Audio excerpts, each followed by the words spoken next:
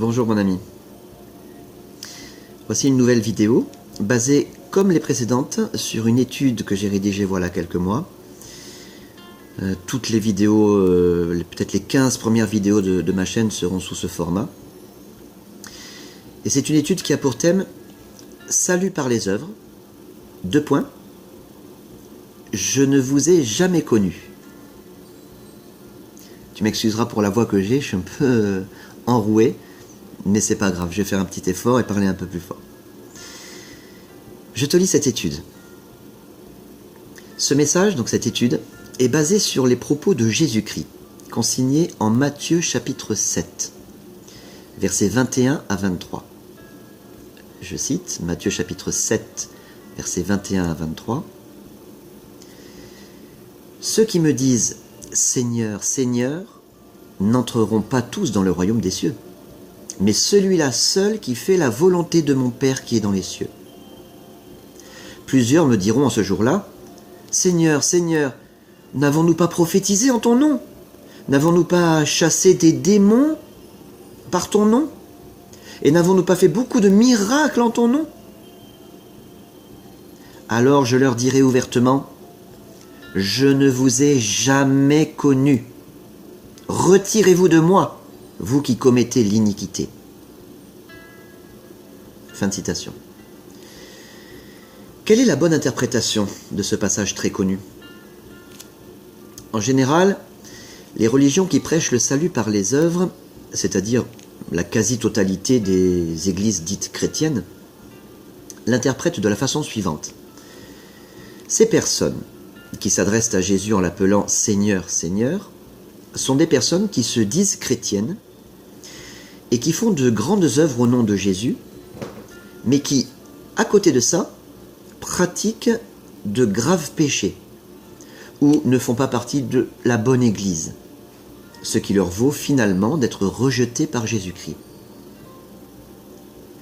La variante est de dire que ces personnes ont été de véritables chrétiens, avec d'excellentes œuvres, mais que ensuite elles ne sont pas restées fidèles. Pose la question autour de toi, mon ami. C'est systématiquement les réponses que tu recevras. Personnellement, je n'ai jamais reçu d'autres réponses que celle-là, sauf bien entendu en m'adressant à des chrétiens sauvés. Quelle est donc l'interprétation des chrétiens sauvés? Je la livre très brièvement ici, et ensuite j'expliquerai pourquoi il s'agit de la bonne interprétation. Dans le contexte, Jésus parle de ceux qui entreront dans le royaume des cieux et de ceux qui n'y entreront pas. Il établit une différence fondamentale entre les deux catégories de personnes. Plus précisément, il ne parle pas ici de tous les humains, mais de ceux qui se disent chrétiens, puisqu'il s'adresse à lui en l'appelant « Seigneur, Seigneur ». Jusqu'ici donc, aucune différence avec la première interprétation. Ensuite, ça devient intéressant. Lorsque ces personnes qui se disent chrétiennes veulent justifier leur entrée dans le royaume, que mettent-elles en avant? Je te le donne en mille. Leurs œuvres. Elles disent à Jésus en quelque sorte, « Seigneur, regarde tout ce que nous avons fait. Nous avons fait ceci et cela en ton nom et même des miracles. » En somme, ces personnes qui se disent chrétiennes veulent être justifiées en raison de leurs propres œuvres. Ces personnes qui se disent chrétiennes n'ont pas compris le principe fondamental de la Bible, selon lequel aucun être humain ne peut être justifié en raison de ses œuvres.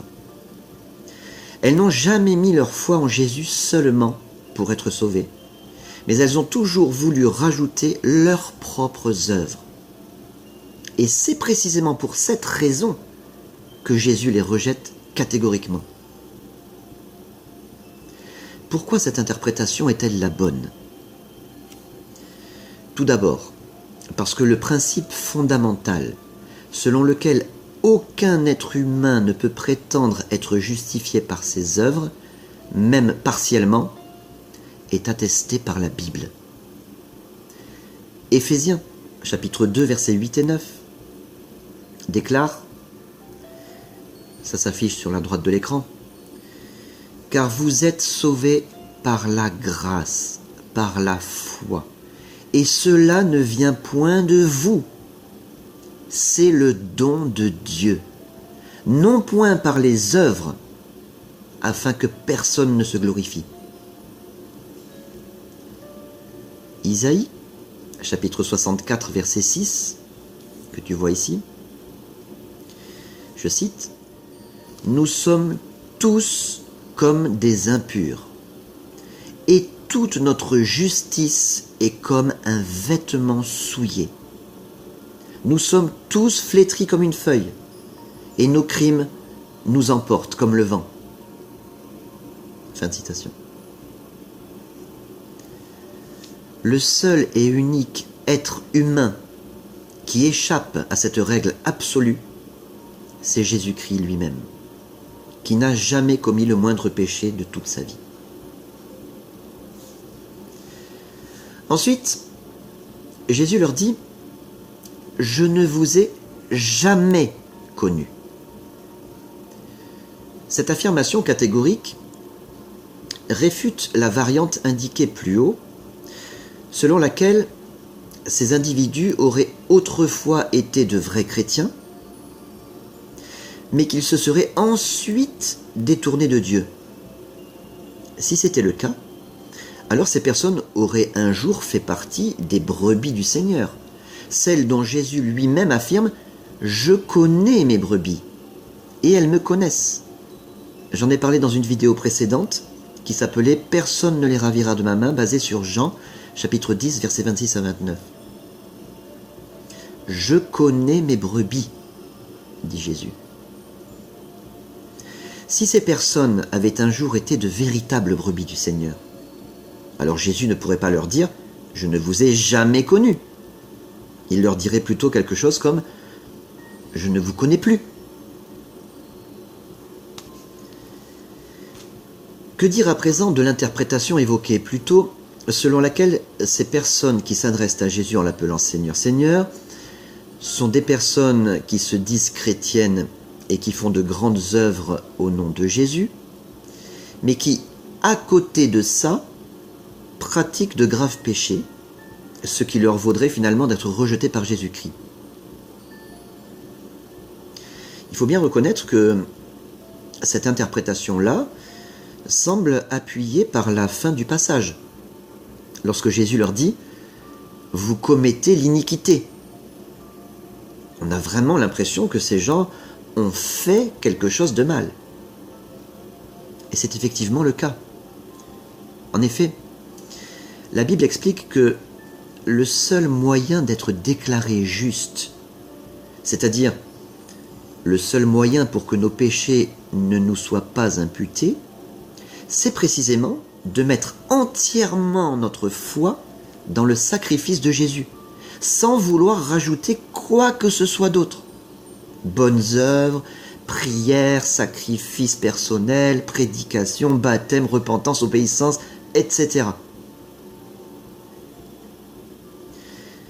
Tous ceux qui se disent chrétiens, mais qui prêchent que pour être sauvés, il faut absolument pratiquer de bonnes œuvres et se garder de commettre des péchés, avouent par là même qu'ils n'ont pas mis entièrement leur foi en Jésus pour être sauvés. Ils croient que pour être sauvés, pour obtenir son salut, ou pour le conserver, il faut absolument que nous fassions de bonnes œuvres et que nous n'en commettions pas de mauvaises, ou le moins possible. Autant le dire directement, il s'agit là d'une attitude extrêmement orgueilleuse. Car, comme indiqué plus tôt, seul Jésus-Christ pouvait prétendre être justifié de cette façon-là. Ces gens, dans leur orgueil et leur aveuglement spirituel, ne se rendent pas compte qu'ils pêchent 1 million de fois par jour, que ce soit en acte, en parole ou en pensée. Ils se disent mentalement « puisque je m'efforce de faire de mon mieux, alors ça va suffire. Oui, sauf que faire de son mieux n'a jamais suffi. Pourquoi ? Parce que nous sommes pécheurs par nature et que par conséquent nous ne pouvons absolument pas arrêter de pécher et que le salaire du péché, c'est la mort. Voilà aussi pourquoi ces chrétiens-là sont considérés comme morts aux yeux de Dieu. Le seul moyen d'échapper à cette fatalité, c'est de mettre entièrement notre foi dans le sacrifice de Jésus, sans prétendre aucunement devoir rajouter nos propres œuvres ou notre propre justice. Romains chapitre 3, versets 23 à 25, qui s'affiche, déclare « Tous, en effet, ont péché et n'atteignent pas à la gloire de Dieu. Et c'est comme don gratuit qu'ils sont déclarés justes par sa faveur imméritée, en raison de la libération par la rançon payée par Christ Jésus. Dieu l'a exposé comme offrande de propitiation grâce à la foi en son sang. » Voilà ce qui permet d'être déclaré juste. Regarde bien ce verset, mon ami, je laisse encore quelques instants.